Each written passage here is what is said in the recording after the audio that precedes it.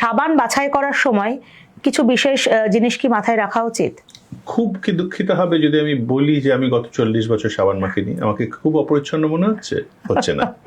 এই সাবানের ব্যাপারটা একটা মিথ গ্লোবালি। আমি যদি না গ্রিজ নিয়ে কাজ করি, হ্যাঁ অনেকেই বলেন যে আমি কোনোদিন হয়তো রাস্তায় ঘাটে নেমে খেতে খামারে কাজ করিনি, কিন্তু গ্রিজ নিয়ে যদি না কাজ করেন, যদি না খনি শ্রমিক হন, যদি না মাঠে কাজ করেন, তারা সাবান তাদেরই বেশি দরকার এবং তাদেরই সানস্ক্রিনটা দরকার, যেটা তারা মাখেন না। কিন্তু যারা হোয়াইট কলার জব করছেন, 18 ঘন্টা বাড়ির মধ্যে কম্পিউটারে কাজ করছেন, আর দিনে 3 বার করে সাবান মেখে গা ঘষে ঘষে ভাবছেন খুব উপকার করছেন, তা কিন্তু নয়। শরীরের আমাদের চামড়ার নিজেরই নিজেকে পরিষ্কার করার একটা মানে একটা মেকানিজম আছে। আমরা হাজার হাজার লক্ষ লক্ষ কোষ ঝরিয়ে দিই এবং তৈরি হতে থাকে। প্রত্যেক মানে 22 থেকে 28 দিন 30 দিন পর পর আমরা চেঞ্জ হয়ে যাই। মাসাইরা যেরকম নাম বদল করে আমরাও কিন্তু বদলে যাই আস্তে আস্তে।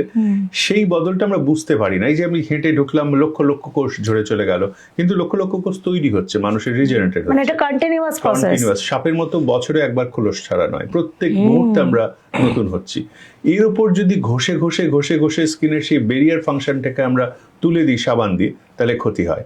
আবার বলছি, যারা নোংরা বা পলিউশন নিয়ে কাজ করেন তাদের সাবান মাখাটা জরুরি।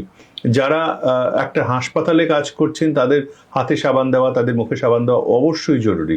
কিন্তু যারা হোয়াইট কালার জব করছেন তাদের প্রত্যেক দিন সাবান মেখে ত্বককে উত্তপ্ত করার দরকার নেই। যারা বয়স্ক মানুষ বাড়িতে আছেন, প্রত্যেক দিন সাবান মাখলে তাদের ত্বক কিন্তু শুকিয়ে যাবে, সেটা খুব একটা ভালো জিনিস।